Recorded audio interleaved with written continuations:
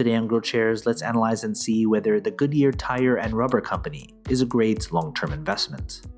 The company analysis is divided into three broad factors: the business, the stock, and the price. Furthermore, these three factors are subdivided into 14 metrics that give us the complete picture of the company.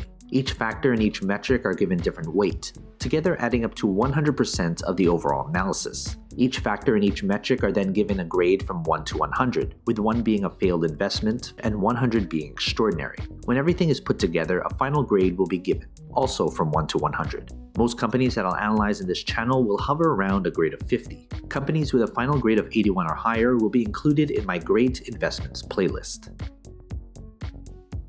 Let's first look at the company as a business. The business is the most important part of this analysis. That's why 45% of this analysis is attributed to the business. As Warren Buffett once said, it's far better to buy a wonderful company at a fair price than a fair company at a wonderful price. A stock cannot grow and prosper without having a rock-solid foundation. The business factor is made up of 8 metrics. Basically, these 4 metrics measure how well the company is doing right now. These 2 metrics measure how well the business is projected to do in the future. And these 2 metrics measure the socio-economic impact of the business. In the description below, I have a separate video describing each metric in detail.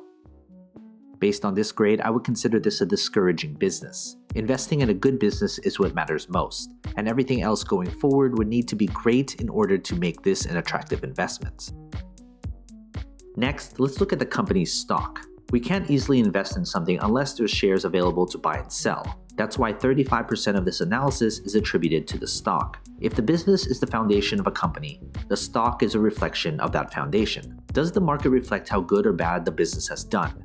And how does the market think the company will do going forward? That's what the stock tells us. What matters most is return on investment. There should be some correlation between the business and its stock. The stock factor is made up of 5 metrics. Basically, these 3 metrics measure how well the company's stock has done, and these 2 metrics measure how traders and investors perceive the company as an investment. In the description below, I have a separate video describing each metric in detail. Based on this grade, I would consider this a below-average stock. This company could be a good business, but it needs to see its performance and further analysis improve before it would make a good investment.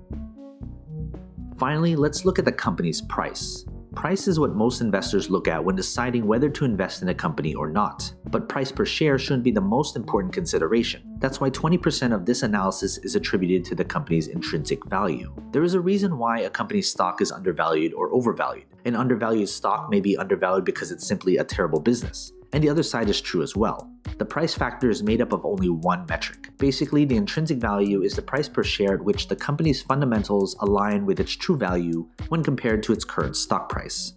Based on this grade, I would consider the price to be a bargain. If you're looking solely at the price per share, you should deeply consider why the price has been hammered so much. That's where I'd refer you back to the business analysis of this video.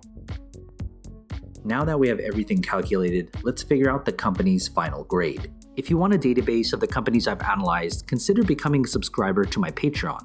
For only $2 a month, you'll gain access to my Google Sheets spreadsheet with all the grades for you to filter through. They're frequently updated, so consider becoming a subscriber. Link in the description below, or head to patreon.com/growthshares. Based on this final grade, I would consider this company an average investment. If you're a long-term investor, you'll get average returns if you invest in this company right now.